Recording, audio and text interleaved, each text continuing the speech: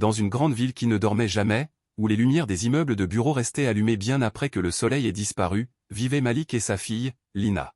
Leur journée était marquée par la pauvreté, mais aussi par l'amour qu'ils avaient l'un pour l'autre. Ils vivaient dans un petit appartement dans un vieux quartier, au milieu des immeubles délavés et des rues bruyantes où les cris des vendeurs ambulants se mêlaient aux klaxons des voitures.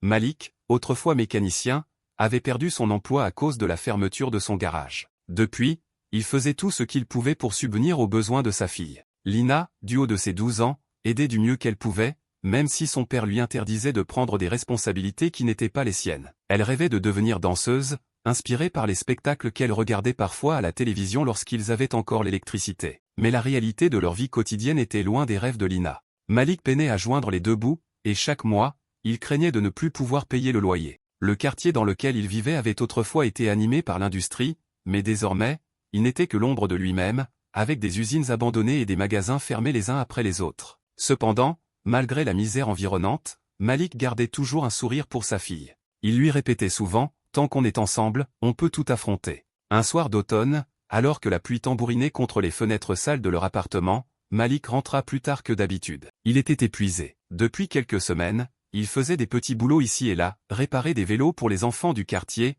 aider un ami à transporter des meubles, n'importe quoi pour gagner quelques pièces. Lina l'attendait avec un bol de soupe froide, réchauffée du mieux qu'elle pouvait sur leur réchaud à gaz. Elle sourit en voyant son père entrer, mais Malik avait le regard sombre. « Papa, ça va ?» demanda Lina en voyant son visage fatigué. Malik se força à sourire. « Ça va, ma puce. C'est juste que, c'est difficile en ce moment. » Ils s'assirent à table et mangèrent en silence. Malik ne voulait pas inquiéter sa fille, mais la situation devenait critique. Il avait reçu une lettre du propriétaire de leur appartement, s'ils ne payaient pas leur loyer en retard d'ici la fin du mois, ils seraient expulsés. Les jours suivants, Malik fit de son mieux pour rassembler l'argent, mais chaque porte à laquelle il frappait restait fermée. Il courait d'un coin de la ville à un autre, prenant n'importe quel travail disponible. Mais ce n'était jamais assez. Un jour, alors qu'il travaillait sur un chantier pour déblayer des gravats, il fit la rencontre d'un homme du nom de Jules. Jules était différent des autres ouvriers. Il portait toujours un sourire malicieux et semblait avoir une histoire à raconter sur tout. Pendant une pause, Malik s'assit près de lui et lui raconta ses problèmes,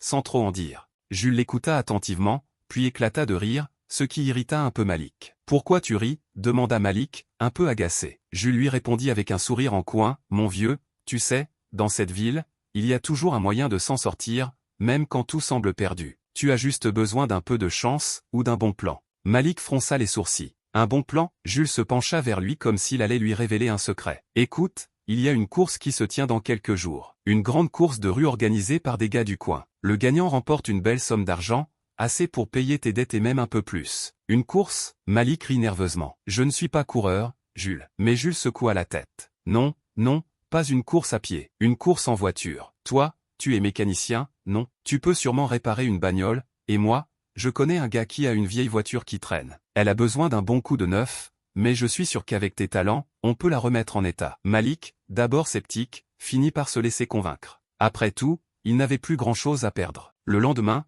Jules l'emmena voir la voiture en question. C'était une vieille carcasse de ferraille, une berline usée par le temps, mais avec un bon moteur sous le capot. Malik se mit au travail, passant ses journées et ses nuits à réparer la voiture, tout en continuant à chercher des petits boulots pour subvenir aux besoins immédiats. Lina, curieuse de voir son père travailler si tard, s'approcha de lui un soir alors qu'il était en train de fixer un pneu. « Papa, pourquoi tu passes tout ce temps sur cette voiture ?» demanda-t-elle, les yeux pleins d'inquiétude. Malik sourit et lui répondit, « Je vais participer à une course, ma puce. Si je gagne, on pourra rester ici et peut-être même mieux vivre. » Lina resta silencieuse pendant un moment avant de murmurer, « Et si tu perds ?» Malik la regarda, essuya la sueur sur son front, et avec un sourire doux, il répondit, « Je ne perdrai pas. » Le jour de la course arriva, et Malik se retrouva entouré de pilotes amateurs et de voitures bien plus performantes que la sienne. Il n'avait pas l'air à sa place, mais il était déterminé. Jules, toujours aussi optimiste, lui tapa sur l'épaule. « Ne t'en fais pas, Malik. L'important, c'est d'avoir du courage. Et ça, tu en as à revendre. » La course fut intense. Malik luttait pour garder le contrôle de sa vieille voiture sur les virages serrés des rues étroites de la ville. Les autres concurrents le doublaient avec facilité, mais il restait concentré. Soudain, lors du dernier tour, la chance tourna en sa faveur. Un des favoris eut un accident, et les autres concurrents, trop confiants, prirent des risques inutiles. Malik, avec son expérience de mécanicien et sa connaissance des voitures, réussit à éviter les pièges et passa la ligne d'arrivée en deuxième position. Ce n'était pas la première place, mais c'était suffisant. La deuxième place offrait également une belle somme d'argent, et pour Malik, c'était tout ce qu'il lui fallait.